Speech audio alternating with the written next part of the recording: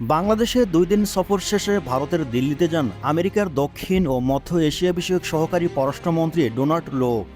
এরই মধ্যে দিল্লিতে ভারত সরকারের উচ্চপদস্থ কর্মকর্তাদের সঙ্গে বৈঠক করেছেন তিনি। বৈঠকে কর্মকর্তাদের মধ্যে নিরাপত্তায় পারস্পরিক সহযোগিতা, আঞ্চলিক ও বৈশ্বিক ইস্যুসহ জ্বালানি ও মহাকাশ নিয়ে আলোচনা হয়।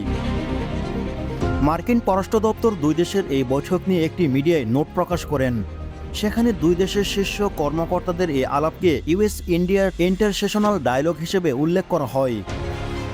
এ নিয়ে সামাজিক যোগাযোগ মাধ্যম এক্সরে কয়েকটি ছবি পোস্ট করেন ভারতের পররাষ্ট্র দপ্তরের মুখপাত্র রণধীর জাসওয়াল। এতে মার্কিন প্রতিনিধি হিসেবে ছিলেন দেশটির দক্ষিণ ও মধ্য এশিয়া বিষয়ক সহকারী পররাষ্ট্রমন্ত্রী ডোনাল্ড লো এবং ইন্দো প্যাসিফিক সিকিউরিটি অ্যাফেয়ার্সের প্রধান উপসহকারী প্রতিরক্ষা সচিব জেডিএ পি রয়েল। সংলাপে ভারতের পররাষ্ট্র মন্ত্রণালয়ের যুগ্ম সচিব নাগরাজ নাইডু এবং ভারতের প্রতিরক্ষা মন্ত্রণালয়ের আন্তর্জাতিক সহযোগিতা বিষয়ক যুগ্ম সচিব বিশ্বেশ নেগি অংশ নিয়েছিলেন। আলোচনায় পারস্পরিক সহযোগিতার ব্যাপারে কথা হয়েছে তাদের।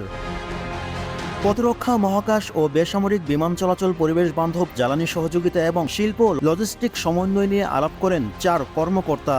তারা ইন্দো প্যাসিফিক ও বিশ্বের সাম্প্রতিক বিভিন্ন ইস্যু নিয়ে কথা বলেছেন। এর মধ্যে রয়েছে ইউক্রেনে একটি কার্যকর ও টেকসই শান্তিপূর্ণ সমাধান। সে সাথে গাজার যুদ্ধবিরতি এবং মানবিক সহায়তার ব্যাপারে সমর্থন জানান তারা। ভারতের সঙ্গে চলমান অংশীদারিত্ব আরও বৃদ্ধি এবং জনগণের মধ্যে সম্পর্ক সম্প্রসারণের জন্য আমেরিকার প্রতিশ্রুতি পূর্ণ ব্যক্ত করেছেন ডোনাল্ড লো ও জেডিএ পি রয়েল।